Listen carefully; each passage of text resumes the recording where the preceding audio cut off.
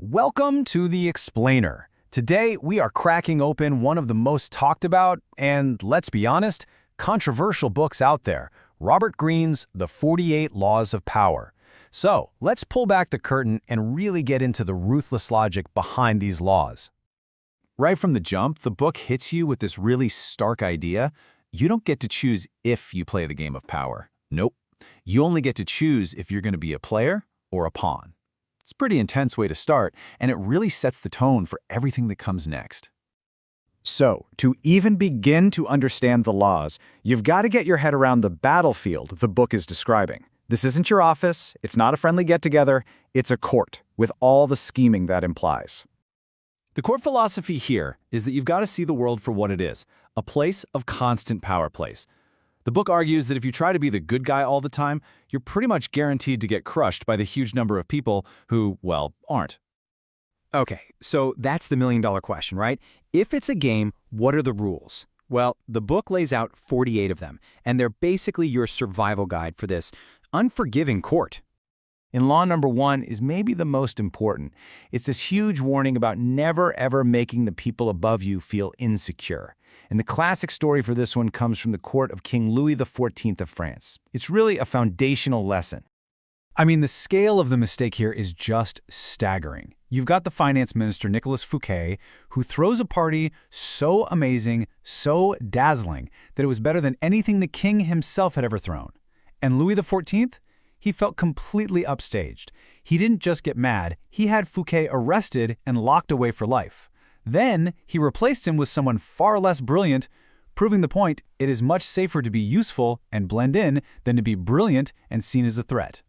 So, if showing off how talented you are is that risky, then you realize a huge part of this game is about controlling how people see you. It's not about what you are, it's about what they think you are. And you see this theme of managing appearances running through so many of the laws. Things like, hide what you're really up to, protect your reputation like your life depends on it, and this is a big one, make sure you are never, ever ignored. When you talk about Law 6, court attention at all cost, you have to talk about the master of spectacle himself, P.T. Barnum. This guy got it. He knew that even bad press was better than no press at all. Instead of just handing a beggar some change, Barnum basically turned him into a walking, talking piece of performance art. He paid the guy to do this totally bizarre, pointless ritual with some bricks all day around the city blocks near his museum. It was so weird, so unexplainable, that people just had to stop and watch. He created this human magnet for attention, and these curious crowds would literally follow the guy right to the doors of his museum. I mean, it's pure genius. Okay, so moving beyond just your own image, the book argues that real power comes from being smart, from leveraging the work and the wisdom of other people. It's all about efficiency.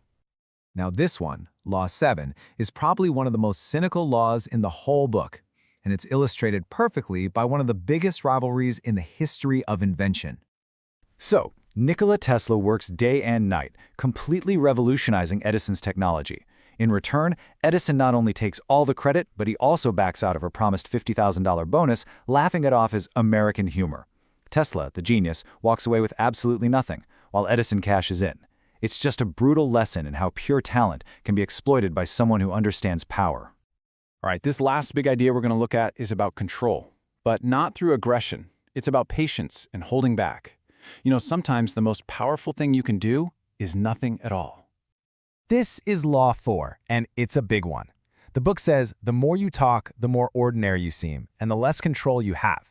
Your silence, on the other hand, can make you seem way more powerful and mysterious than you might actually be. And the psychology behind this is just fascinating. See, when you're silent, it makes other people feel uncomfortable.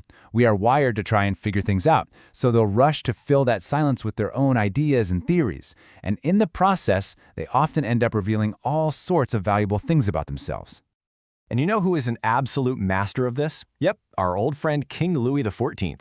After his ministers would argue and debate for hours, giving him all their detailed opinions, he would just look at them and say one simple phrase: I shall see. That's it. By never committing, he kept everyone guessing, totally off balance and completely dependent on whatever he would eventually decide. That is power.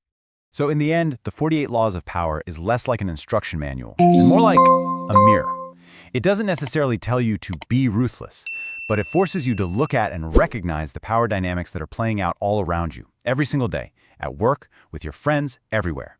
And then it forces you to decide what your role is going to be. Are you a player or are you a pawn?